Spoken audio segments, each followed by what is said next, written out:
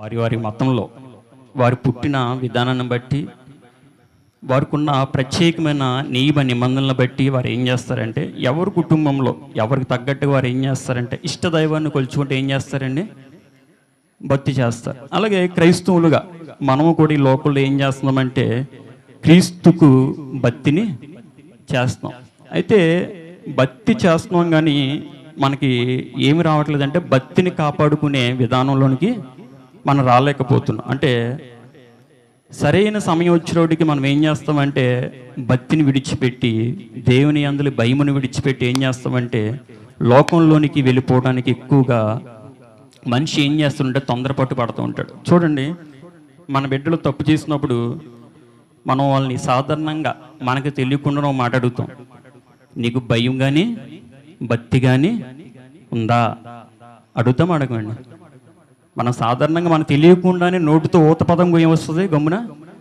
వాళ్ళు ఎంత పెద్దవారైనా ఎంత చిన్నవారైనా మన బిడ్డలు మనం చూసుకునేటప్పటికి ఎలా చూస్తామంటే నీకు భయం కానీ భక్తి కానీ ఉందా. ఇంకా మనం ఏమడుగుతామంటే ఒరే నీకు దేవుడంటే భయం ఉందా లేదా. ఒకవేళ తల్లిదండ్రులు అంటే భయం లేకపోవచ్చు, కనీసం దేవుడికైనా భయపడుతున్నావా. చూడండి, మనం ఎలాగా మన బిడ్డల్ని మనకు తెలిసిన వారిని ఎలాగ అడుగుతామో దేవుడు కూడా మనల్ని అలాగే అడుగుతాడు. అందుకే బైబిల్లో సామెతల్లో మాట ఉంటుంది, యెహోవా యందు భయభక్తులు కలిగి ఉండట జ్ఞానానికి మూలం. నీకు జ్ఞానం ఉందని ఎలా తెలుస్తుందంటే నువ్వు దేవుని యందులి భయాన్ని భక్తిని ఎలా నువ్వు కనుపరుచుకుంటున్నావో ఆ భక్తిని కాపాడుకునే విధానం నీ పట్ల ఎలాగుందో దాన్ని బట్టే మన యొక్క భయము భక్తి జ్ఞానాన్ని ఏం చేస్తుందండి, తెలియజేస్తుంది. చూడండి, ఈ లోకంలో భక్తి ఉంది, భక్తిహీనత కూడా ఉంది. భక్తి ఉంది, భక్తిహీనత కూడా ఉంది.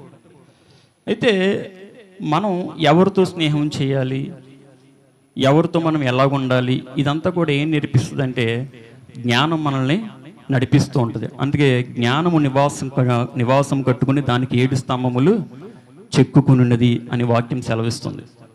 జ్ఞానం అంట వీధి సంతలలో కట్ట ఏం చేస్తుందంటే అండి ఘోషిస్తుంది. జ్ఞానం ఏం చేస్తుంది, ఘోషిస్తుంది. ఏంటి ఆ జ్ఞానం అంటే దైవిక సంబంధించిన జ్ఞానం మనలో ఏం చేయాలంటే నింపబడాలి దినదినము. ఈ లోకంలో న్యాయ అన్యాయాలు ఉన్నాయి. ఏమున్నాయండి చూడండి, మనం సామాన్యంగా చూస్తుంటాం కోర్టుల్లో కానీ పొలిటీషియన్లో కానీ లేకపోతే మనం ఉన్న చుట్టూ పరిస్థితుల్లో కానీ డబ్బున్నవాడికి ఒక న్యాయం ఉంటుంది, పేదవాడికి ఒక న్యాయం ఉంటుంది. సమాన న్యాయం ఎక్కడైనా జరుగుతుందండి? లేదు. చూడండి, మనకు తెలియకుండానే ఒక వింత జరిగింది, కానీ మనం దాన్ని ఎవరూ గ్రహించలేకపోతున్నాం. ఏంటంటే మోడీ 3 సార్లు ఏమయ్యాడు, ప్రధానమంత్రి అయ్యాడు. ఒకసారి ఏదో వచ్చాడు అనుకున్నాం, రెండోసారి కూడా ఏదో జనాల యొక్క అభిమానం ఉంది వచ్చారనుకున్నాం, కానీ ముచ్చటగా 3వసారి కూడా ఏం చేశాడండి, వచ్చేసాడు. అంటే ప్రపంచం ఎట్టిపోతుందంటే మనకి తెలియకుండానే మన పరిస్థితులు చేయి జారుతున్నప్పటికీ కూడా మనం ఎలా ఉన్నామంటే మనకి ఏమీ కాదులే, అంటే మన వరకు ఏమీ రాదులే, మన వరకు ఏమీ తీసుకెళ్తలేదు, మన దగ్గరికి రావట్లేదు కదా అనే విధంగా ఉన్నాం తప్ప పక్క రాష్ట్రాలు కానీ పక్క దేశాలు కానీ ఏమవుతున్నాయంటే చాలా చిన్న భిన్నంగా కూడా తయారవుతున్నాయి. చూడండి, బైబిల్ గ్రంథంలో మనం చూసినట్లయితే మనకి రాజుల చరిత్ర ఉంటుందండి. ఏ చరిత్ర? యూదా రాజులు 20 మంది, ఇశ్రాయేలు రాజులు 19 మంది. అందులో మంచి రాజులు ఉన్నారు, చెడ్డ రాజులు కూడా ఉన్నారు. అందులో మంచి రాజులు దేవునికి భయపడి న్యాయాన్ని జరిగించారు. చెడ్డ రాజులు దేవుడంటే భయం లేకుండా అన్యాయాలను జరిగిస్తూ వచ్చారు. ఈ లోకంలో న్యాయం జరగాలంటే పరిపాలన ఎవరి చేతిలో ఉంటే వారే ఏం చేస్తారు, చట్టాన్ని అమలు చేస్తారు. అంతే కదా, చట్టాన్ని అమలు చేసేది ఎవరండి, వాళ్ళే. అయితే బైబిల్ గ్రంథంలో మనం చూసినట్లయితే చెడ్డ రాజులు ఉన్నారు. ఇశ్రాయేల్ రాజులు ఇంచుమించు అందరూ కూడా చెడ్డ రాజులే. అంటే దేవునికి భయపడకుండా తన తండ్రి అయిన దావీదు యొక్క ఆజ్ఞను పాటించకుండా వారు ఏం చేశారంటే జనాల్ని నాశనం చేస్తూ వారి యొక్క స్థలాలలో ప్రతిమలు నిలబెట్టి, దేవతా స్తంభాలు నిలబెట్టి, విగ్రహాలు నిలబెట్టి వాళ్ళు ఏం చేశారంటే దేవునికి విరోధమైన పనులు చేశారు. అయితే మంచి రోజులు ఏం చేశారు తెలుసండి? వాళ్ళు కట్టినవన్నీ కూడా పడగొట్టుకుంటూ నాశనం చేసుకుంటూ మళ్ళా దేవుని నామాన్ని ఏం చేశారు? వారు పైకెత్తారు. హల్లెలూయా, హల్లెలూయా. చూడండి, ఎవరి కుటుంబంలో వారే రాజు. నా కుటుంబానికి నేనే యజమాని, మీ కుటుంబాలకి మీరే యజమానులు. మనం కూడా మనలో తెలియకుండానే కొన్ని లేచిపోతూ ఉంటాయి, కొన్ని వస్తాయి రావండి, దేవునికి వ్యతిరేకమైనవి వస్తాయి. మనం ఏం చేస్తామంటే వాటిని భయముతోటి, భక్తితోటి, దేవుని జ్ఞానంతో ఎప్పుడైతే ఆలోచిస్తావో అప్పుడు వాటన్నిటి నుంచి మనం ఏం చేస్తాం? విడిచిపెట్టడానికి అవకాశం ఉంటుంది, దూరం అవడానికి అవకాశం ఉంటుంది. లేదు, దేవుని జ్ఞానంతో పనే ఉంది, అది నా సొంత జ్ఞానంతో నేను తీసేయగలను, నా సొంత జ్ఞానంతో నేను దాన్ని దూరపరచగలను అనుకుంటే అవి ఒకటికి ఒకటి ఏమవుతుందంటే ఎక్కువ అవుతూ ఉంటాయి. మేము అటు సైడ్ ఉత్తరకంచి అని ఏజెన్సీలో ఒకరింటికి సావిత్రి గారు అని వారింటికి ప్రార్థన చేయడానికి వెళ్ళేవాళ్ళమండి. అయితే కుటుంబంతో ఎప్పుడు వెళ్ళా వాళ్ళు చక్కగా ఆతిథ్యం ఇచ్చేవారు, చక్కగా కుటుంబాన్ని అలా కూర్చోబెట్టి దేవుడి మాటలు చెప్పేవారిని. అయితే వారింట్లో ఎక్కువగా ఏది కనబడుతూ ఉండేదంటే కృష్ణుని బొమ్మ కనబడుతుంది. ఏ బొమ్మ అండి? ఇలాంటి కిటికీ ఉండేది పెద్దది. ఆ కిటికీలో ఒక పెద్ద కృష్ణుడు ఏమంటారు, గో మీద కూర్చుని ఉంటాడు కదా, అలాంటి బొమ్మ కనబడుతుండేది. నేను వాక్యం చెప్తుండేవాడిని, ప్రేరేపించిన దాన్ని బట్టి వారి కుటుంబ రక్షణ కొరకు ప్రార్థన చేస్తూ ఉండేవాడిని. కానీ నాకు ఎందుకో ఆ బొమ్మ తీసేస్తే వీళ్ళ కుటుంబం రక్షింపబడుతుంది అని అనిపించేది. అలాగా 2 times వెళ్ళినప్పుడు వారికి చెప్పాను, అమ్మ మీరు ఇప్పుడు కొంచెం దేవుళ్ళలోకి వస్తున్నారు, నమ్ముకుంటున్నారు, అయితే మీ పరిస్థితులు ఏమీ బాగలేదు. ఎందుకంటే వాళ్ళ పిల్లలు చాలా చిన్న పిల్లలు అనమాట అండి. కుర్రోడు 10th class చదివాడు. ఆ 10th class పూర్తి చేయకుండా త్రాగుడు అలవాటు, అన్ని అలవాట్లకి లోను పడ్డాడు. చిన్న కుమారుడు ఉన్నాడు, తల్లి మాట ఎండో, ఎప్పుడు కూడా బజార్లో తిరుగుతూ ఉంటాడు, రోడ్డు మీద తిరుగుతూ ఉంటాడు. కూతురుంది, వివాహం కాకముందే గర్భవతి కూతుర్ని కన్నది.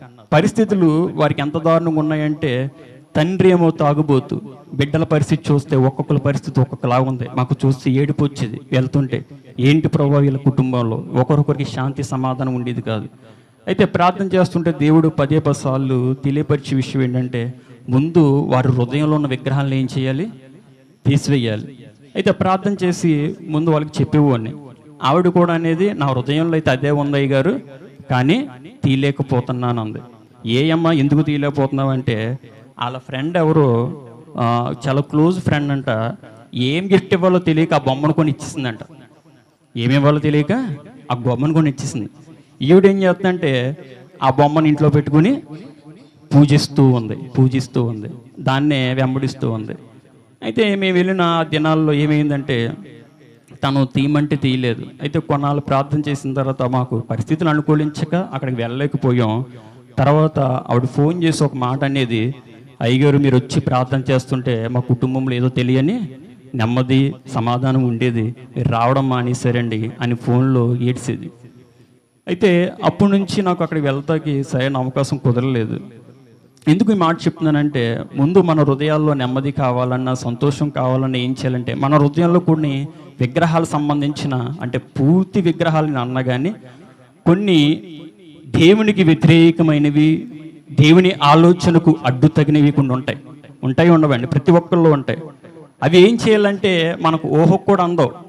ప్రభువా నేను దేని బట్టి నీకు దూరం అయిపోతున్నానంటే, నువ్వు దేవుని సన్నిధిలో కూర్చుని ఆయనతో సంభాషించి ఆయన దగ్గర విచారణ చేసినప్పుడు తప్ప అన్ని సందర్భాల్లో కనబడతాయండి. విచారణ చేయాలి. అలాగా బైబిల్ గ్రంథంలో విచారణ చేసి దేవుని దగ్గర నుంచి మరి కొన్ని విషయాలు పొందుకున్నవారు, వారి ప్రార్థన బట్టి వారి అనుభవం వంటి జరిగిన విషయాలు మనం తెలుసుకుందాం. చూడండి, 2వ దినవృత్తాంతాల గ్రంథం, 1వ దినవృత్తాంతాల గ్రంథం 17వ అధ్యాయము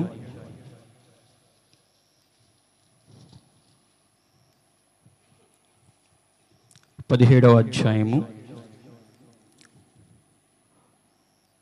3వ వచనం చదువుకుందామండి. ఆ రాత్రి యందు సారీ ఉండండి, 2 దినవృత్తాంత గ్రంథం 17వ అధ్యాయము 3వ వచనం. 2 దినవృత్తాంత గ్రంథం 17వ అధ్యాయము. యెహోవా అతనికి సహాయుడై ఉండగా యెహోషాపాతు తన తండ్రి అయిన దావీదు ప్రారంభ దినములలో నడిచిన మార్గమందు నడుచుచు బయలుదేవతను ఆశ్రయింపక తన తండ్రి దేవుని ఆశ్రయించుచు ఇశ్రాయేలు వారి చర్యలను వెంబడింపక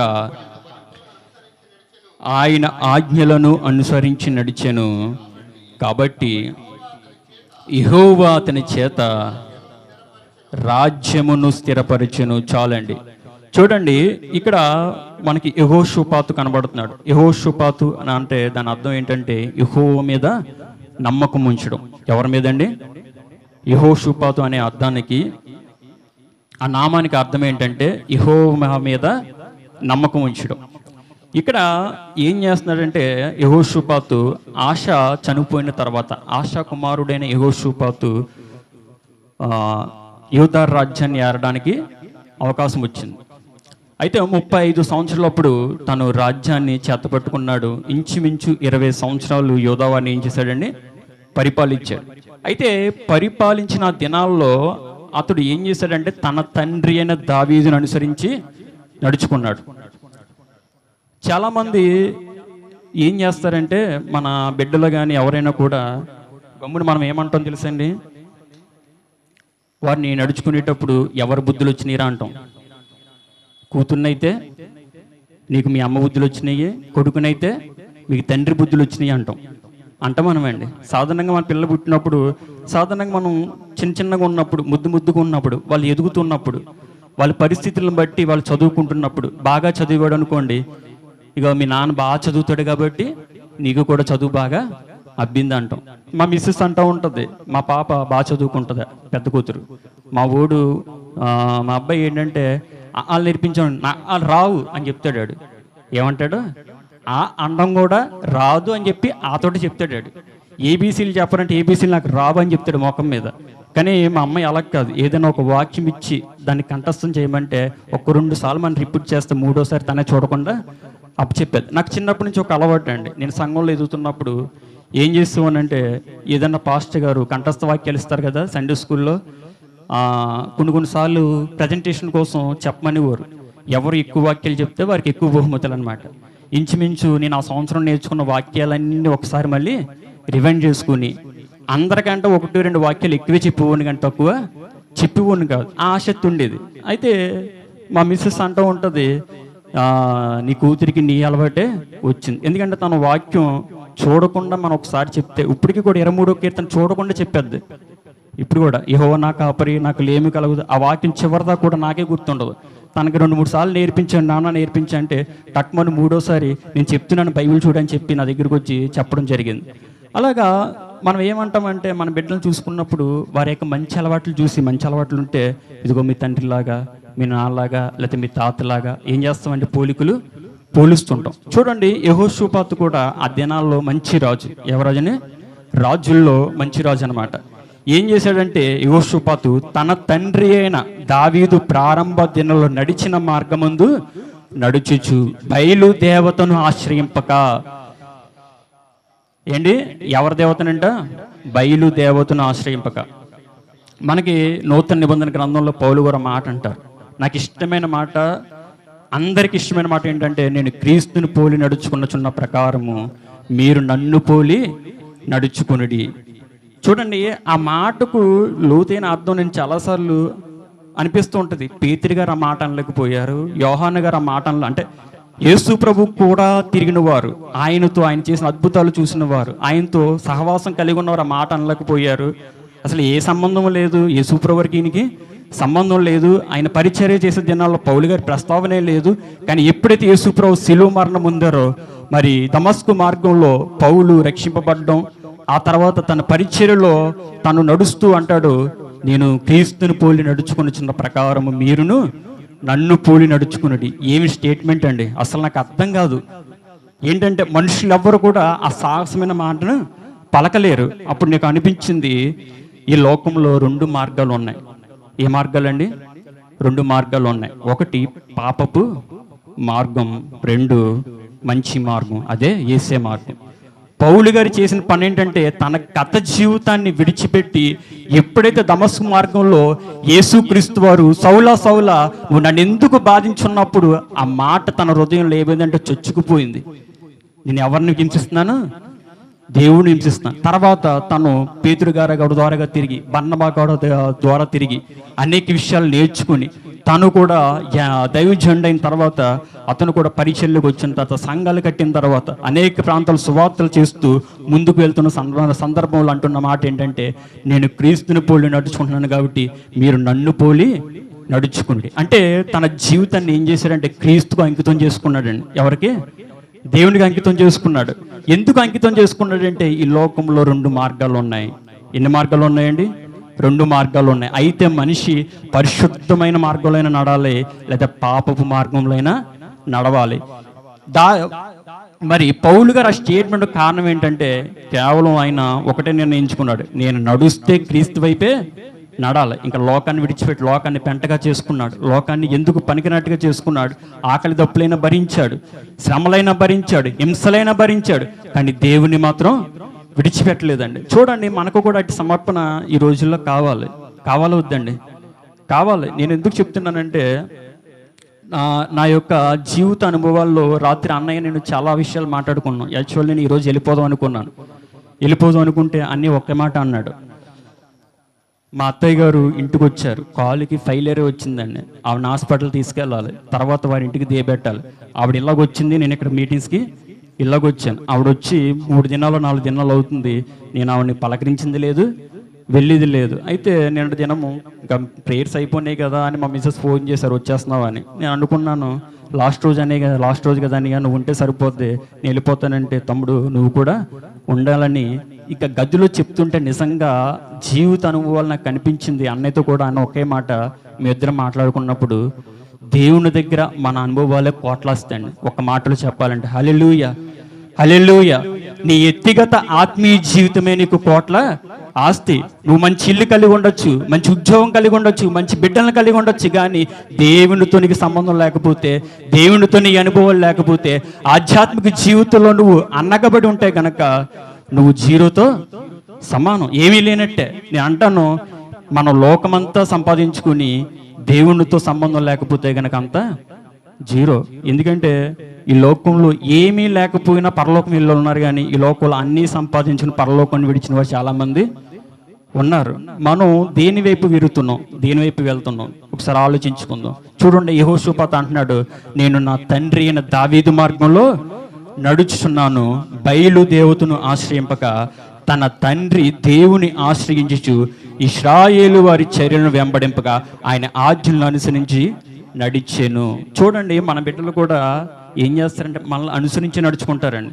నువ్వు చిన్నప్పటి నుంచి భక్తిగా ఉండి దేవుళ్ళు నడుచుకుంటూ వారిని కూడా సంఘానికి తీసుకువచ్చి సంఘంలో కూర్చోబెట్టి వారికి పరిచయం అలవాటు చేసినట్టు ఏం చేస్తారంటే, నీ తల్లి నీ తండ్రి ఎలా జీవిస్తున్నారో నీ బిడ్డలు కూడా నిన్ను చూసి అలాగే ఫాలో అవుతారు.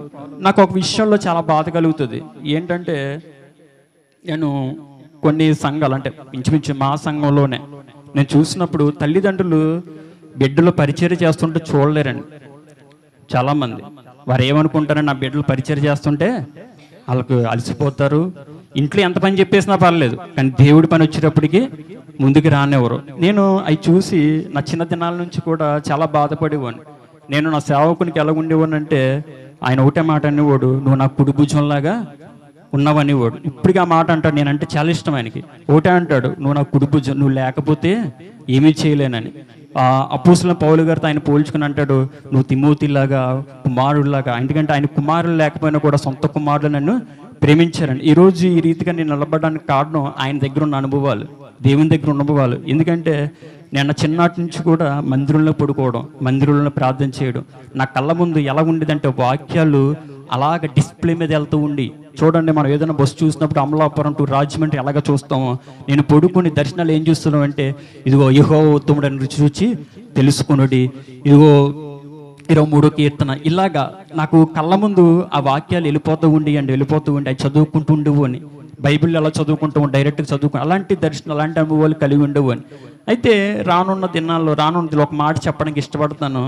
ఎందుకంటే ఈ లోకంలో మనం ఏం చేస్తామంటే, ప్రేమ అనేటప్పటికి వచ్చేటప్పటికి మనం ఎవరిని ఎక్కువ ప్రేమించాలో తెలియక, ఎవరి ప్రేమ మన మీద ఎక్కువ ఉంటుందో వాళ్ళని ఎక్కువ ప్రేమిస్తూ ఉంటాం. మీకు అర్థమైందో లేదో ఈ భాష.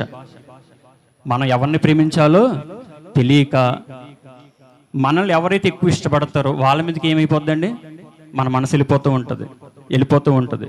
ఎందుకంటే కొన్ని అనుభవాలు చెప్పుకోవాలి, చెప్తేనే కొన్ని అర్థం అవుతాయి. నాకు వివాహమైన కొత్తలో నేను చిన్నప్పటి నుంచి తల్లిదండ్రుల ప్రేమ కొంచెంగానే చూశానండి. ఎందుకంటే ఇంటికి పెద్ద కొడుకుని అవ్వడం వల్ల నా ఇద్దరు, అంటే నా తమ్ముడిని మా చెల్లిని మా అమ్మాలు మా నాన్న ఎక్కువ ప్రేమించేవారు. ఎందుకంటే వాళ్ళు చిన్నోళ్ళు కాబట్టి వాళ్ళు ఏం చేసినా దెబ్బలు నాకే. మా అమ్మ పనికి వెళ్ళిపోయేది, మా నాన్న పనికి వెళ్ళిపోయాడు. వాళ్ళ ఇంటికి వచ్చేటప్పటికి వాళ్ళు స్నానం చేయకపోతే దెబ్బలు నాకే, వాళ్ళు చదువుకుపోతే దెబ్బలు నాకే. ఇలాగా ఇంట్లోనే వాళ్ళు ఏం చేసినా వాళ్ళని కొట్టవలసిన దెబ్బలు ఏం చేసిందంటే, మా అమ్మ వచ్చి చీపురు కట్ట, కర్ర ఉంటే కర్ర నన్ను ఇంకా ఇరగొట్టేసేది అనమాట. ఎందుకు ఇరగొడుతుందో నాకు అర్థమయ్యేది కాదు. అర్థం కాక ఒక్కోసారైనా రాజుగారి ఇంటికి వెళ్ళిపోయి, రాజుగా ఐజీ ఉన్నాడు కదండి, ఆ తెలియని వయసులో, ఐజీగా నేను మా ఇంట్లో ఉండలేకపోతున్నాను, నేను ఎక్కడికైనా ఇంట్లోంచి పారిపోతానంటే నాకు వాక్యం చెప్పి, తమ్ముడు నువ్వు అలా చేయకు, చిన్న అలా చేయకు, మన ఎంత చూసినా తల్లిదండ్రులు అని చెప్పి నన్ను మళ్ళీ తీసుకొచ్చి ఇంట్లో పెట్టుకోడండి. మా అమ్మ దేవుడు నమ్ముకున్న బిడ్డలతో కలవనిచ్చేది కాదు, పాస్టర్ గారితో కలవనిచ్చేది కాదు, పరిచర్యలోకి వెళ్ళనిచ్చేది కాదు. నేను పరిచర్యలోకి వెళ్తానంటే, నేను అమ్మ పని చేస్తానంటే, నువ్వు తిండికి తిమ్మరాజు, పనికి పోతురాజు, ఇంటికాడ పని చేయాలని ఎక్కడ పోతున్నావు, చర్చిలోకి పోతున్నావు అని ఇష్టం వచ్చినట్టు తిట్టేదండి. చాలా బాధలు పడేవాడిని, చాలా హింసలు పెట్టేది. అయితే మా నాన్న కూడా తాగేసి వచ్చి ఇష్టం వచ్చిన మాట్లాడేవారు, చాలా ఇష్టం వచ్చి మాట్లాడేవారు. అయితే నాకు వివాహమైన కొన్ని దినాల్లో ఏమైందంటే, నా పరిస్థితి ఎలా ఉండేదంటే, పెళ్ళికి ముందు బైబిల్ పట్టుకుంటే పొద్దున్న 10 అధ్యాయాలు, సాయంకాలం 10 అధ్యాయాలు, పనే, ప్రార్థనే, మళ్ళీ 7 వారాల ప్రార్థనలు ఉండి, కృతజ్ఞత ప్రార్థనలు ఉండి, అన్నీ ఉండేయండి. ఇవన్నీ ఇంకా ఎలా ప్రేమించామంటే దేవుణ్ణి, ఇంకా నాకు దేవుడు తప్ప మరో ప్రపంచం తెలీదు అన్నట్టుగా ప్రేమించేవాడు. ఎందుకంటే మా అమ్మ కొట్టినప్పుడు కానీ, నేను ఒంటరిగా ఏడుస్తున్నప్పుడు దేవుడే నన్ను ఆదరించేవాడు, దేవుడే నాతో మాట్లాడు, ఇదిగో నీకు తోడే ఉన్నాను, ఇదిగో నీ తల్లి ప్లేస్లో నేను ఉంటాను, నీ తండ్రి ప్లేస్లో నేను ఉంటాను, ఇదిగో నిన్ను ప్రేమిస్తున్నాను కదా, నువ్వు అలాంటి పని చేయకు అని చెప్పి దేవుడు నన్ను అలా నడిపిస్తూ ఉంటే, ఇంకా తల్లిదండ్రుల గురించి పక్కన పెట్టి, ప్రభువా నువ్వు నాకు తోడుకున్నావని వాక్యాన్ని చదువుకుంటూ ఆదరించబడేవాడిని, ప్రార్థన చేసుకుంటూ ఆదరించబడేవాడిని. ఇలా పరిచర్లో ఉంటూ సేవకులు ఎక్కడికి రమ్మంటే అక్కడికి వెళ్ళిపోతూ అలాగ ఆదరించబడేవాడినండి. అయితే ఇలాంటి సందర్భంలో మరి వివాహమైన తర్వాత నాలో మిస్టేక్స్ ఏంటంటే, ఎప్పుడైతే వివాహమైందో నా భార్య నన్ను చాలా ఇష్టంగా ప్రేమించడం మొదలుపెట్టింది. ఎప్పుడైతే తన ప్రేమ మొదలుపెట్టిందో నేను ఇంక వాక్యాన్ని మర్చిపోయాను, ప్రార్థనని మర్చిపోయి ఇక తన ప్రేమలో పడిపోయాను. చెప్పుకోవడం సిగ్గుపడతలేదు, ఎందుకంటే చెప్పాలి. తన ప్రేమలో పడిపోయి ఇంకిద్దరు బిడ్డలు పుట్టిన తర్వాత కూడా తన ప్రేమ, నాకు తన మీద ప్రేమ తగ్గట్లేదు. ఎందుకంటే తల్లిదండ్రుల ప్రేమకు దూరం అయ్యాను.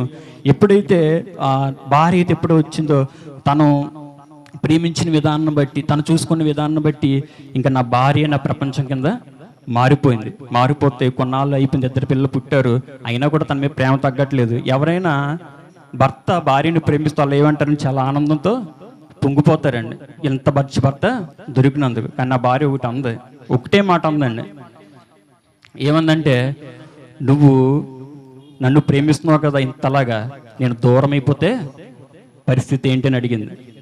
నువ్వు ఇంతగా నన్ను ప్రేమిస్తున్నావు, దేవుడి కంటే ఏది ఎక్కువగా ప్రేమించకూడదు, ఇదిగో వివాహం అయిన దగ్గర నుంచి చూస్తున్నాను, ఎప్పటి నుంచో నీకు చెప్దాం అనుకుంటున్నాను, నువ్వు ఎంత ప్రేమ పెట్టేసుకున్నావు నా మీద, ఏదో ఒక రోజు నాకు ఏదో ఒకటి అవుద్ది, నేను నీకు దూరం అవుతాను, నువ్వు ఎలా ఉంటావు అని అడిగితే నేను వెంటనే రిలీజ్ అయ్యానండి.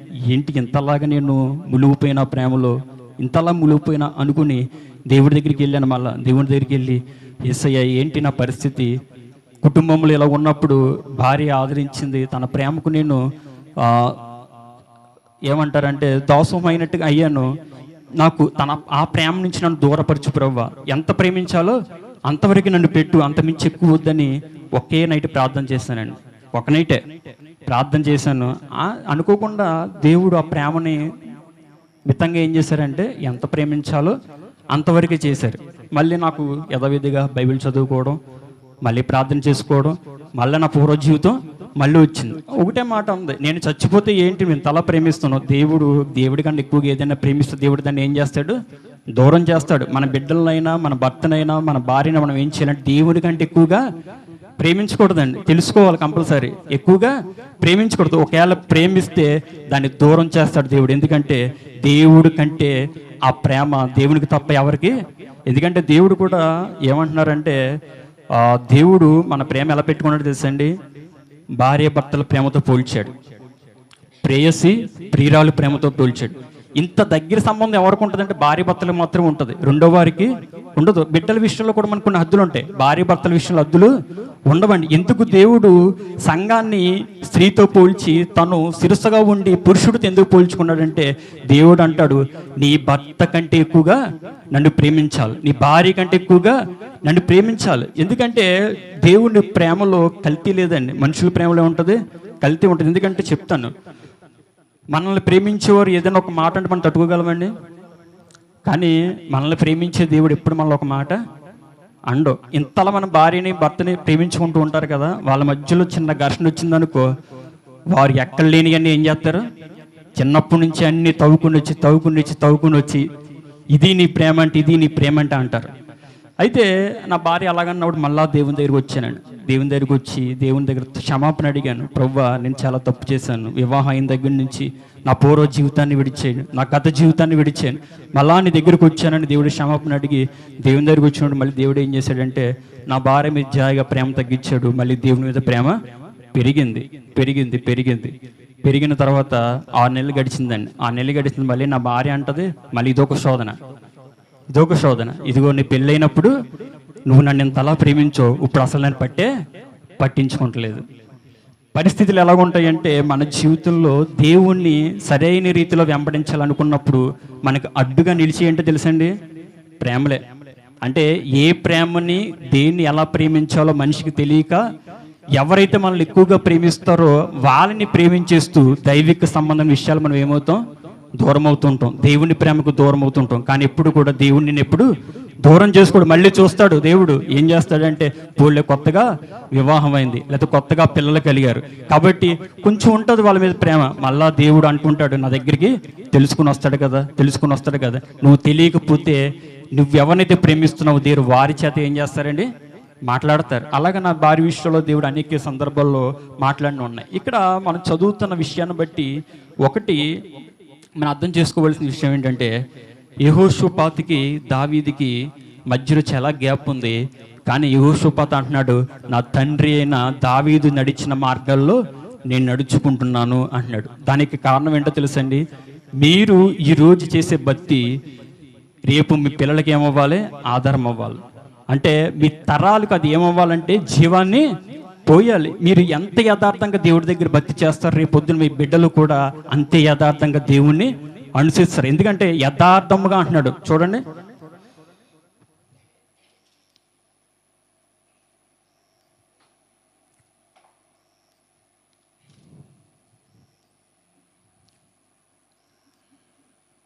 అలాగే 9వ వచనం చదువుకుందాం. అందులోనే 17వ అధ్యాయము 9వ వచనం, వారు యెహోవా ధర్మశాస్త్ర గ్రంథమును చేతపుచ్చుకుని యూదావారి మధ్య ప్రకటన చేయుచు యూదా పట్టణములన్నిటిని సంచరించుచు జనులకు బోధించిరి. యూదా దేశము చుట్టూ 2 దేశముల రాజ్యములన్నిటి మీదకి యెహోవా భయం వచ్చినందున వారు యెహోషాపాతుతో యుద్ధము చేయకుండిరి. చాలండి. చూడండి, ఇక్కడ ఒకటి దేవునితో నడుచుకున్నాడు, రెండోది ఏం చేస్తున్నాడు తెలుసండి, తన రాజ్యములో యూదా రాజ్యములో ధర్మశాస్త్ర గ్రంథాన్ని ఏం చేస్తున్నాడండి? బోధిస్తున్నాడు. యెహోషాపాతు ఎంత మంచి రాజు అంటే, ఒకటి తను నీతిగా నడుచుకుంటున్నాడు, రెండోది తను నడుచుకుంటున్న మార్గంలో జనులు ఏం చేస్తున్నాడు? త్రిప్పుతున్నాడు. మనం మన కుటుంబ పరిస్థితుల్లో, ఎందుకంటే మేము స్టార్టింగ్లో మాట అన్నాను, మన కుటుంబానికి మనమే రాజులు కదా, అవును కదండి, యజమానులు మనమే. అయితే మనం ఏం చేస్తున్నాం? మన బిడ్డలకు దేవుని వాక్యాన్ని అలవాటు చేస్తున్నామా? మన బిడ్డలకు దైవిక సంబంధం విషయాల్లో వాళ్ళు పాలు పంచుకునేటట్లు మనం ఏమంటారు కేర్ తీసుకుంటున్నామా? మనం అర్థం చేసుకోవాలి. ఇక్కడ ఏం చేస్తాడంటే రాజు తన సింహాసనం మీద ఉండకుండా ప్రజల దగ్గరికి వచ్చి ఏం చేస్తున్నాడండి? ధర్మశాస్త్ర గ్రంథాన్ని బోధిస్తున్నాడు. మోషే ఏ ధర్మశాస్త్రం అయితే రాశాడో, ఇదిగో నువ్వు ఈ రీతిగా జీవించాలి, నువ్వు ఈ రీతిగా ఉండాలి, నువ్వు దేవుని ఆజ్ఞలు పాటించాలి, ప్రకటించాలని చెప్పి భారం తెచ్చుకుంటున్నాడండి. ఈ భారాన్ని బట్టి అక్కడ ఏమైందో తెలుసా, యూదా దేశము చుట్టూ ఉండు దేశ రాజ్యములన్నిటి మీదకి యెహోవా భయం వచ్చినందున వారు యెహోవా శూపాతో యుద్ధము చేయకుండిరి. చూడండి, మనం భక్తికాలంగా ఉంటే గనక మన చుట్టూ యుద్ధాలు జరుగుతున్నాయి కదా, అసలు జరుగుతాయా? జరగవు. ఎందుకు జరగవంటే నువ్వు చేస్తున్న భక్తిని బట్టి, నీ ప్రవర్తన బట్టి, నీ కుటుంబాన్ని బట్టి యువతులు కూడా ఏం చేస్తారంటే దేవుని భయం వారి మీదకి వస్తుంది. నిజమా అబద్ధమండి? హల్లెలూయా. నమ్మితే దేవుని స్తోత్రం చెప్దాం. హల్లెలూయా. యెహోషాపాతు అంటున్నాడు, దేవుడు అంటున్నాడు యెహోషాపాతుతో, కేవలము యూదా దేశం మీద కాదంట, చుట్టూ ఉన్న దేశాలన్నిటి మీదకి కూడా దేవుని భయం వచ్చిందంట. కేవలం దేనికో తెలుసండి, ధర్మశాస్త్ర గ్రంథాన్ని వారికి చెప్పడం ద్వారా, అంటే దేవుని యొక్క ఆజ్ఞలు బయలుపరచడం ద్వారా, దేవుని యొక్క ఉద్దేశాలు బయలుపరచడం ద్వారా, దేవుని యొక్క విధులు బయలుపరచడం ద్వారా చుట్టూ ఉన్న దేశాలు యెహోషాపాతు యుద్ధం చేయాలంటే ఒరే వాళ్ళ రాజ్యములు ఎవరున్నారు? దేవుడు ఉన్నారు. ఒకవేళ మనం కానీ వెళ్ళామా చిత్తు అయిపోతాం. చూడండి, మనం కూడా ఒక్కోసారి మన కుటుంబ పరిస్థితుల్లో చుట్టూ ఉన్నవారు ఏదైనా గొడవకు దిగాలన్నా, ఏదన్నా మన మాట అనాలన్నా వారి మీదకి ఏం రావాలంటే దేవుని భయం రావాలి. అయితే మనం ఎలా జీవిస్తామంటే దేవుని భయం ఉండేలా జీవించాం, కానీ మన దేవుని అవమానపరిచే విధంగా మనం జీవిస్తూ ఉంటాం. మన కాలం అలా వెళ్ళిపోతూ ఉంటుంది. ఎందుకంటే చూడండి, మన వల్లే దేవుని నామం అవమానపరచబడడానికి కారణం ఏంటంటే మనమే అప్పటికప్పుడు బూతులు మాట్లాడుతుంటాం. అప్పుడే మన జీవితాన్ని ఇటు ఉండవలసింది ఇటు తిప్పేస్తుంటాం. అంటే అవసరాన్ని బట్టి ప్లేట్ ఏం చేస్తాం, అయితే ఇలా తిప్పుతాం, లేదంటే ఇలా తిప్పుతాం. వాళ్ళు అంటారు, ఈమె బైబిల్ పట్టుకుని దేవుని సన్నిధికి వెళ్ళిపోతుంది, నోరిప్పితే అంతా వీరంగమే. అంటే దేవుని నామాన్ని మనం ఏం చేస్తామంటే మనమే అవమానపరిచి, మనం ప్రతి అడుగు కూడా చాలా జాగ్రత్తగా వేయాలండి దేవుని విషయంలో. ఎందుకంటే మన అడుగు తప్పిందా మన జీవితం కూడా దేవుని దగ్గర నుంచి గాడి తప్పినట్లే. రాత్రి మేము చాలా విషయాలు మాట్లాడుకున్నాడు, అన్నయ్య చెప్తుంటే చాలా విషయాలు, తమ్ముడు ఇది అంటే నిజంగా నా పూర్వ దినాలు గుర్తొచ్చినాయి. నేను వెళ్ళాలి అనుకున్నది వెంటనే నిర్ణయం తీసుకున్నాను, ప్రభువా నేను వెళ్ళను, నాకు ఏ చిన్న అవకాశం వచ్చినా కూడా నీ ప్రజల మధ్య ఏం చేయాలి, వాడబడాలి. రాత్రి ఆయన ఒక మాట అన్నాడు, తమ్ముడు నేను ఒక్క ఆత్మని రక్షించే చాలని దేవుని దగ్గరికి వచ్చానన్నాడు. నిజంగా నా సమర్పణ కూడా అదే అండి. నాకు ఇక యాంబిషన్ ఏంటంటే 100 మందిని 1000 మందిని రక్షించాలని కాదు, కానీ ఒక్క ఆత్మను నేను నా ద్వారా రక్షించుకుని దేవుడికి అప్పగిస్తే చాలు, ఇంక నా జీవితం మరణమైనా పర్లేదు. నేను ఆనందంగా ప్రాణాలు విడిచంకు ఈ యొక్క పరిచయంలోకి వచ్చానండి. ఎందుకంటే నాలో చాలా లోతైన భావాలు ఉంటాయి, కానీ ఎవరికి చెప్పుకోలేను, ఎవరితో పంచుకోలేను. కారణం ఏంటంటే ఏమో ఎవరు ఎలా రియాక్ట్ అవుతారో తెలియదు. నిజంగా అన్నయ్య అన్న మాట నాకు అనిపించింది, మళ్ళా నేను దేవుడి దగ్గర ఏ సమర్పణ అయితే తీసుకున్నానో మళ్ళా అదే అన్నయ్య గుర్తు చేశాడు, తమ్ముడు ఒక్క ఆత్మని రక్షించుకుని నువ్వు నిలబడు తమ్ముడు, దేవుడు వాడుకుంటారని. నిజంగా అండి, ఎందుకంటే ఒక్క ఆత్మ మనం బట్టి రక్షించిందంటే ఆ ఒక్క ఆత్మే 100 అవుతాయి. ఏంటంటే ఒక్కడు 1000 మంది అవుతాడు, 1000 10,000 మంది అవుతాడు. హల్లెలూయా, హల్లెలూయా. అయితే దేవుడి దగ్గర నీకున్న సమర్పణ బట్టే, ఎలాంటిదండి, దేవుడి దగ్గర నీకున్న సమర్పణ బట్టే. ఇక్కడ రాజు ఏం చేశాడంటే యోధా ప్రజలకు, ఇదిగో దేవుని వాక్యం వీరికి దూరం అవ్వకూడదు, దేవుని భయం వీరికి తెలియాలి, దేవుని యొక్క సన్నిధి వీరితో ఉండాలి, మోషే ధర్మశాస్త్రంలో రాయబడిన ప్రతిదీ వీరికి తెలియపరచబడాలి. కాబట్టి వారి దగ్గర వాక్యాన్ని బోధిస్తూ ధర్మశాస్త్రాన్ని బోధిస్తూ వచ్చాడు. చుట్టూ ఉన్న దేశములంతా కూడా ఏమైందంటే దేవుని భయము ఆవరించిందండి. చూడండి, మన సంఘం చుట్టూ దేవుని భయము ఆవరించాలి, మన గోడల చుట్టూ దేవుని భయం ఆవరించాలి, మన కుటుంబం చుట్టూ దేవుని భయము ఆవరించాలి. అలాగా ఆవరించి ఉన్నప్పుడు అన్యుడైనను లేకపోతే సాతాను యొక్క శక్తులైనను దురాత్మ శక్తులైన మన జోలికి రాకుండా దేవుడు ఏం చేస్తాడండి, తన యొక్క అగ్నిగల కంచే వేస్తాడు. చూడండి, ఇంకా కిందకి చదువుతాం 12వ వచనం. యెహోషాపాతు అంతకంతకు గొప్పవాడై యోధా దేశమునందు కోటలను సామాగ్రిని నిలువు చేయు పట్టణములను కట్టించెను. చూడండి, యెహోషాపాతు ఎలా దీవించబడ్డాడంటే ఫస్ట్ తన తండ్రి అయిన దావీదు మార్గంలో నడిచాడు. రెండోది యోధా దేశములో దేవుని యొక్క ధర్మశాస్త్రాన్ని బోధించడం మొదలుపెట్టాడు. కొంతమందిని ఏర్పాటు చేసుకున్నాడు, వాళ్ళ పేర్లు పైన ఉంటాయి, వాళ్ళందరిని నిలబెట్టి ఇదిగో మీరు యోధా దేశమంతా ఇదిగో ధర్మశాస్త్రాన్ని బోధించండి, వారి కట్టడలను బోధించండి. వారి దేవునికి దూరం అవడం రాజుకి ఇష్టం లేదు, బోధించడం మొదలుపెట్టాడు. మూడోదిగా యెహోషాపాతు అంట అంతకంతకు గొప్పవాడైపోయాడు అంటే ఎంతకంతకంటే ఇంకా మించిపోతున్నాడు అనమాట. మించిపోతున్నాడు. ఎలా మించిపోయాడంటే తనకొచ్చే ఆస్తిని దాచుకోవడానికంట సరిపోవట్లేదు, స్థలం సరిపోవట్లేదు. సరిపోకపోతే సామాగ్రిని కాపాడుకోవడానికి నిలువు చేయు పట్టణములను కట్టించాడండి. చూడండి, దేవుని విషయంలో కూడా మనం ఏం చేయాలంటే అనేక అనుభవాలు ఏం చేయాలండి, దాచుకోవాలి. ఇప్పుడు చెప్పాను కదా, మన యొక్క అనుభవాలే మనకి కోట్లాస్తి. నువ్వు ధనాన్ని సమకూర్చుకుంటావు, బాగానే ఉంది, చక్కటి ఉద్యోగం చేస్తున్నావు, బాగానే ఉంది, కానీ దేవుని యొక్క అనుభవాలు నీలో లేకపోతే మళ్ళా నువ్వు ఎక్కడికి వస్తావు అంటే జీరో పరిస్థితిలోకే వస్తాం. ఇక్కడ ఒక్కోటి యెహోషాపాతు ఏం చేస్తాడంటే తన దైవిక సంబంధమైన విషయాల్లో దేవునికి లోబడుతూ అతను ఒక రాజు అన్న సంగతి మర్చిపోయి కూడా ఏం చేస్తాడంటే దేవుని దగ్గర ఒడంబడిగా చేసుకుని ఉన్నాడు అనమాట అండి. కాబట్టి అక్కడ జరుగుతున్న విషయం తెలుసా, ఫిలిష్తీయులు, ఆయా దేశాల వారు, గెరారు వాళ్ళు అందరూ కూడా ఏం చేస్తారంటే యెహోషాపాతుకి పన్ను వేసి కూడా మొదలుపెట్టారు. ఏమివ్వడండి, పన్ను ఇవ్వడం. అంటే మనం కూడా ఏం చేస్తాం, ఇంటికి పన్ను కొడతాం గవర్నమెంట్కి. అలాగా యెహోషాపాతు రాజుకి ఏం చేశారంటే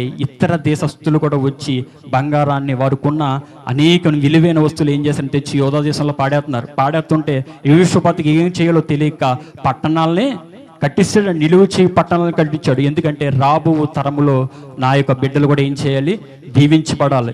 ఎందుకంటే ఆధ్యాత్మికమైన జీవితంలో కూడా యేసును గురించిన జ్ఞానం మనకు కలిగినప్పుడు మనలో ఏమవుతుందంటే దేవునికరమైన పరిస్థితులు మనలోనికి ఏర్పడతాయండి. హల్లెలూయా, హల్లెలూయా. చూడండి, అలాగే ఇక్కడ నుంచి మనకి ఇక్కడ వరకు బాగానే ఉంటుంది. ఇక్కడ నుంచి ఒక చిన్న పొరపాటు చేస్తాడండి. 18వ వచనం మొదటి వచనం చదవండి. హల్లెలూయా. తనకు ఐశ్వర్యమును ఘనతయు అధికముగా కలిగిన తర్వాత యెహోషాపాతు అహాబుతో వెయ్యముంది కొన్ని సంవత్సరములు గతించిన మీదట. చాలండి, చాలు.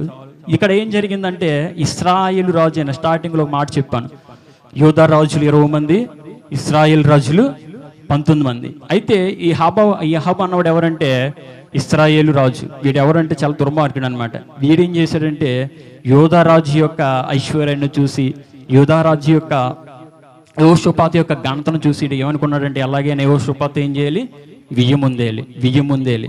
అంటే నాకు తెలిసి అనుకుంటాను యెహోషాపాతుకి కొడుకో కూతురు ఉన్నారా లేదండి. చూడండి, దేవుని విషయంలో కూడా మనం చాలా జాగ్రత్తగా ఉన్నామన్నమాట. మన బిడ్డల విషయంలో మేము పొద్దు నుంచి ఒక వీడియో చూస్తూ ఉన్నాం. చెప్పకూడదో తెలియదు, కానీ మంచి దైవజనుడు తన కూతురికి ఏం చేశాడంటే అన్యుతుడితో ఎంగేజ్మెంట్ చేసాడండి. ఎంత దేవుడినా మనకు అవమానకరం. చూడండి, నాకు అనిపిస్తుంది ఈ వాక్యం అతనికి ఆపాదించొచ్చేవనిపిస్తుంది. ఏం చేశాడంటే ఐశ్వర్యము ఘనత దేవుని దగ్గర పేరు వచ్చేసింది. వెంటనే యెహోషాపాతు చేసిన రాంగ్ స్టెప్ ఏంటంటే ఎవరితో అయితే బియ్యం ఉండకూడదు వారితో ఏం చేశాడండి, బియ్యం ముందేశాడు. వారితో ఏం చేయడండి, బియ్యం ముందాడు. బియ్యం ముందిన తర్వాత వీళ్ళిద్దరూ ఒకటైపోయారండి. వీళ్ళిద్దరూ ఒకటైన తర్వాత ఇప్పుడు శత్రు దేశాలన్నీ మూగేసినాయి. ఎప్పుడైతే ఇశ్రాయేలు రాజుల మీద ఉన్న శత్రు దేశాలు, యోధా దేశం మీద ఉన్న శత్రు దేశాలు కూడా ఇప్పుడు ఏం చేస్తున్నాయి అంటే అహాబును చంపడం కోసం ఏం చేస్తున్నాయండి, దేశాలన్నీ ఒకటైన తర్వాత జరిగిన విషయం ఏంటంటే అహాబు అంటాడు, ఇదిగో మనం యుద్ధానికి వెళ్తున్నాం కదా, కొంతమంది ప్రవక్తలను పెట్టుకుని వారి చేత ప్రవచించుకున్న తర్వాత వాడు ఏం చేస్తాడంటే నేనేమో మారు వర్షంలో వెళ్తాను. ఎందుకు, ఒకవేళ నేను రాజుకి వెళ్ళాను అహాబు అంటాడు, నేను ఒకవేళ రాజు వస్త్రాలు వేసుకుని వెళ్తే వాళ్ళు ఏం చేస్తారంటే నన్ను డైరెక్ట్గా చంపేస్తారు. నువ్వు రాజు వస్త్రాలు వేసుకో, నేనేం చేస్తాను, మారు వర్షంలో వెళ్తాను అంటాడు. ఈ లోపల జరిగిన విషయం ఏంటంటే ఇశ్రాయేలు రాజును చంపవలసిన ఆ యొక్క విధానం యెహోషాపాతు మీదకి వస్తుందండి. చూడండి,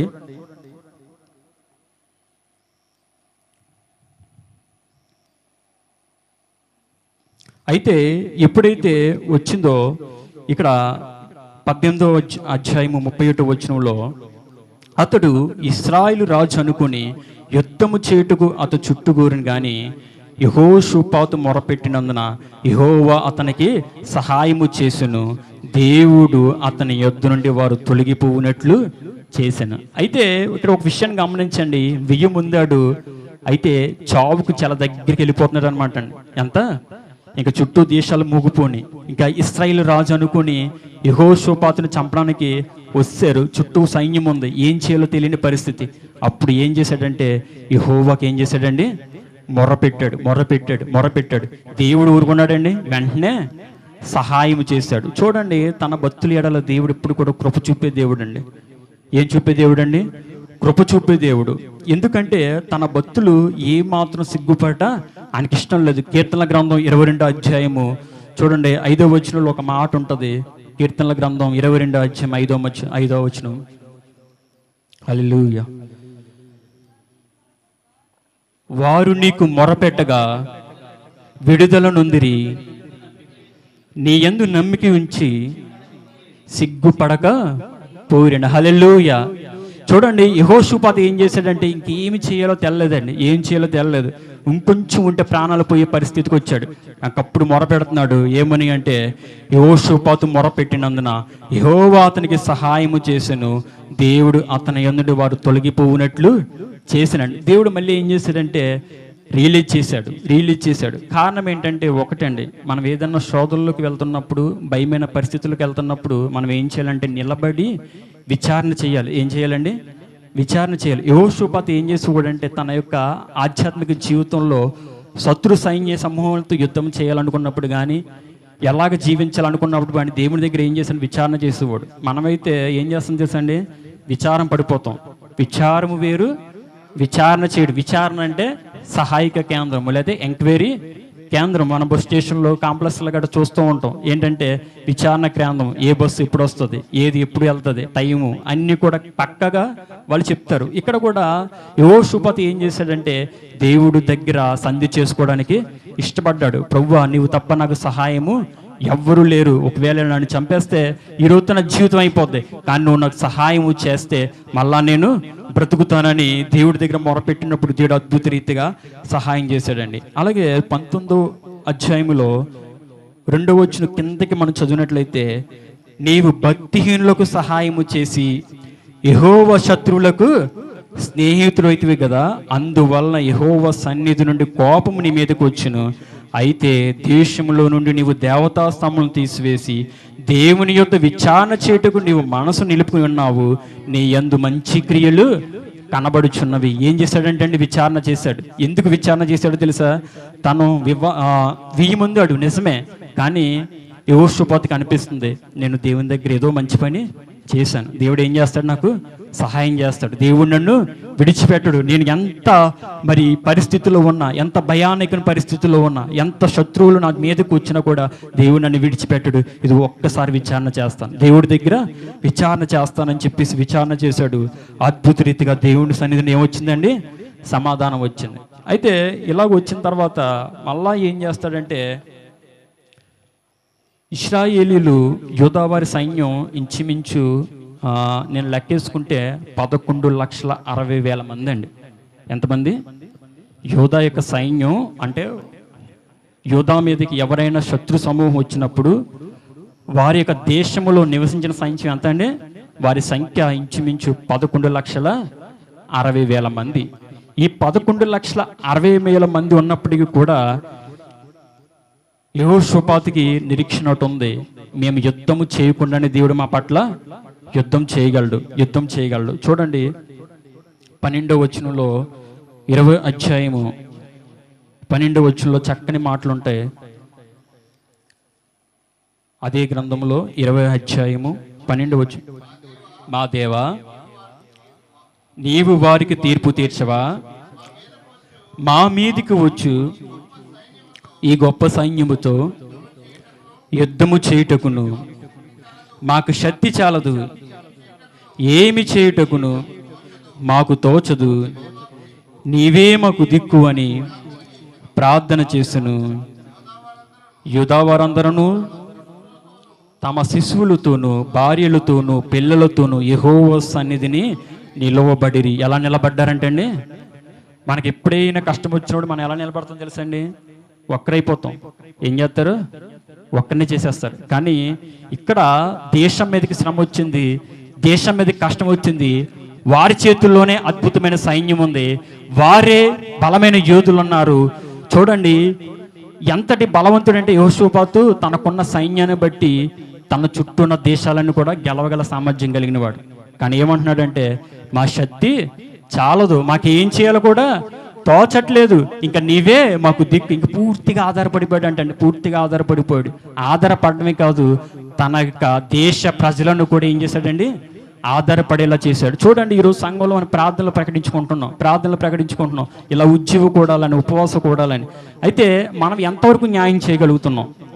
మనం ఎంతవరకు న్యాయం చేస్తామంటే, గట్టిగా వస్తే ప్రేరేపణ ఉంటే కుటుంబం నుంచి 2 వస్తారు, లేదంటే 1 వస్తారు. మనం అనుకోవచ్చు మన కుటుంబాలు బాగుండాలంటే మనం ఏం చేయాలంటే, మన సొంత సామర్థ్యాన్ని బట్టి నువ్వు నిలబడితే కార్యాలు జరగవండి. ఒకటి, నువ్వు పూర్తిగా ఏమైపోవాలి, దేవుడికి సరెండర్ అయిపోవాలి. ప్రభువా మాకేమీ తోచే పరిస్థితి లేదు, ఇదిగో నేను నా బిడ్డలను కూడా ఉపవాసం ఉండి ఏం చేస్తాం, నీ సన్నిధిలో మొరపెడతాం. చూడండి 20వ అధ్యాయము అందులోనే 3వ వచనంలో ఉంటుంది, అందుకు యెహోషాపాతు భయపడి యెహోవా యొద్ద విచారించుటకు మనసు నిలుపుకొని యోధాంతటా ఉపవాస దినం ఆచరింపవాలని చాటింపగా. చూడండి ఏం ప్రకటించాడంటే, ఇదిగో మన శత్రు సైన్యాలు మనల్ని ఏం చేస్తున్నాయి, చుట్టూ ఆవరిస్తున్నాయి. మనం ఏం చేయాలంటే ఉపవాస దినాన్ని ప్రకటించాలి. ఇక్కడ ప్రకటించినప్పుడు ఏం చేసినాయి అంటే, ఆ యొక్క దేశాల వారు కూడా, ఆ యొక్క యూదా ప్రజలు కూడా ఏం చేశారంటే, రాజు యొక్క మాటకు ఏం చేశారండి, సమ్మతించారు. వెంటనే ఏం చేశారు, ఉపవాసం ఉండి దేవుని దగ్గర గోచారు. ఒకసారి మనం ఆలోచన చేయగలిగితే, యెహోషాపాతు మంచి రాజుగా పేరు పొందాడు. అయితే అంజులతో మళ్ళీ స్నేహాన్ని కుదుర్చుకున్నాడు.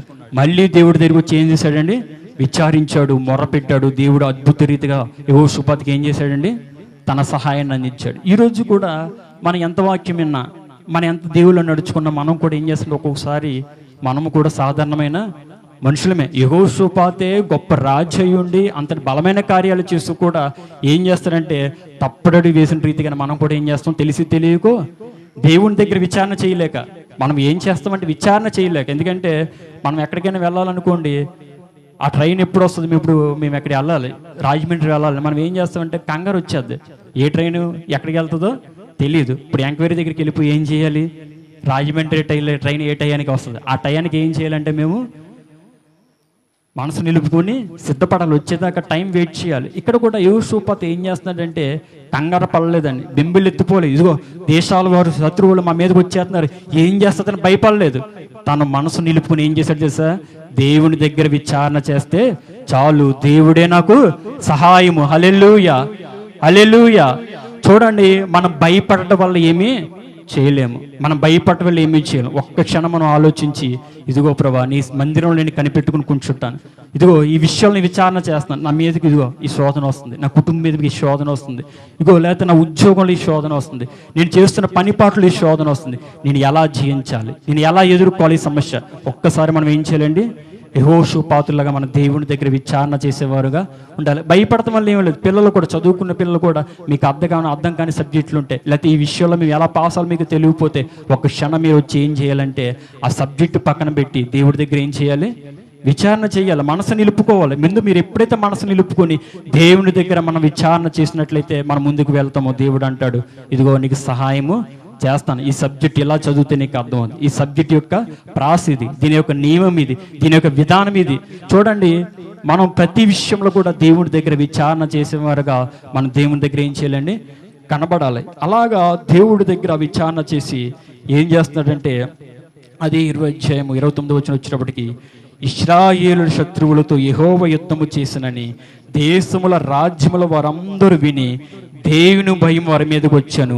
ఈ ప్రకారము అతని దేవుడు చుట్టూనున్న వారిని జయించి అతనికి నెమ్మది అనుగ్రహింపగా యెహోషాపాతు రాజ్యము నిమ్మలముగా ఉండెను. ఎప్పుడు నిమ్మలముగా ఉందంటే, విచారణ దేవుడి దగ్గర చేసినప్పుడు కంగారు పడలేదు, తను భయపడలేదు, లేకపోతే ఏదో అయిపోతుంది, నా కుటుంబానికి ఏదో వచ్చేస్తుందని ఏదో చేసేలేదండి.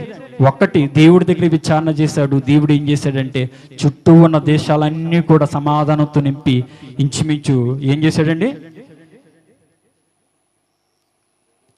యెహోషాపాతు రాజ్యం నిమ్మలముగా చేశాడు. మన కుటుంబం కూడా ఈరోజు శాంతి సమాధానంతో చక్కగా ఉండాలంటే మనం ఒకటి చేయాలి. ఏంటంటే, భయము భక్తి మనం చేస్తున్నాం, కానీ భక్తిని కాపాడుకునే విషయం మనం తెలియాలి. ఎప్పుడు ఏ సందర్భాన్ని భక్తిని ఎలా కాపాడుకోవాలి, ఏ సందర్భంలో మన కుటుంబ విషయంలో ఎలా జాగ్రత్త పడాలి, ఏ విషయంలో మన బిడ్డల విషయంలో ఎలా జాగ్రత్త పడాలి, ఏ విషయంలో మన మందిరం విషయంలో ఎలా జాగ్రత్త పడాలి, సంఘాన్ని ఎలా కట్టుకోవాలి, కుటుంబాన్ని ఎలా కట్టుకోవాలి, పిల్లల్ని ఎలా కట్టుకోవాలి. ఇదిగో నా ఇంటికి నేనే రాజుని అని నువ్వు అనుకుంటున్నావు, నేను అనుకుంటున్నాను. అయితే మనకు రాజులకు రాజు అయిన వాడు యేసయ్య అండి. ఆయనే రాజులకు రాజు ఉన్నాడు. ఒకవేళ నీ ఇంటికి నువ్వు రాజు అవ్వచ్చు, నువ్వు తెచ్చుకునే సంపాదన బట్టి, నువ్వు చేస్తున్న ఉద్యోగాన్ని బట్టి నీ కుటుంబం పోషింపడవచ్చు. కానీ ఆ ఉద్యోగం ఇచ్చింది ఆయనే, దాన్ని నిలిపేది ఆయనే, దాన్ని నిలబెట్టేది ఆయనేనండి. కాబట్టి ఒకసారి మనం ఆలోచన చేయాలి. మన సొంత సామర్థ్యం ఏం చేయాలి. ఇగో యూషుపోతు కూడా అంటున్నాడు, నా దగ్గర ఇంత సైన్యం ఉంది ప్రభువా, కానీ వాళ్ళు నా మీదకి వస్తున్నారు, ఏం చేయాలో నాకు తోచట్లేదు. నేను ఒకటే చేస్తాను, ప్రార్థన చేస్తాను, నువ్వేమో పక్షముగా యుద్ధం చెయ్యి. సైన్యాన్ని పక్కన పెట్టాడు, ప్రజలను పక్కన పెట్టాడు, ఉపవాస దినాన్ని ప్రకటించాడు.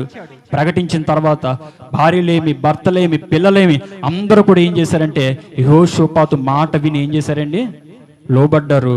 గొప్ప విజయాన్ని వారు పొందుకున్నారు. మన విషయంలో కూడా, మన కుటుంబాన్ని నడిపించే విషయంలో ఒక్కడు నిలబడితే చాలు. యెహోషాపాతు యోధా రాజ్యాన్ని కాపాడడానికి యెహోషాపాతు ఒక్కడు నిలబడ్డాడు. తన యొక్క కుటుంబమే కాదు, తన దేశమే కాదు, ఇతర రాజ్యాలు కూడా భయపడేలాగా దేవుడు చేశాడండి. మనం అనుకుంటాం, నేను ఒక్కడిని నిలబడితే ఏమవుద్ది, నేను ఒక్కడిని నిలబడుకుంటాం. కానీ నీ ఒక్కదాన్ని బట్టి దేవుడి కార్యాలు ఘనముగా ఉంటాయి. చూడండి, దేవుని దగ్గర కార్యాలు చేయడానికి 100 మంది అక్కర్లా, 100 మంది కావాలండి, 1000 మంది అక్కర్లేదు, ఒక్కరు చాలు. ఆ ఒక్కరు నువ్వు నేను అవుతాం. యెహోషాపాతులాగా మనం కూడా విచారణ చేసి దేవుడి దగ్గర భయముతో ప్రార్థన చేసి భక్తిని కాపాడుకుంటూ మన జీవితాన్ని ముందుకు తీసుకెళ్ళినట్లయితే అనేక విషయాల్లో దేవుడు అద్భుతమైన విజయాల్ని మనకు అందించగలడు. ఈ చిన్న వాక్యం దేవుడు మనం ఇంట్లో దీవించి ఫలింపు చేయనుగాక.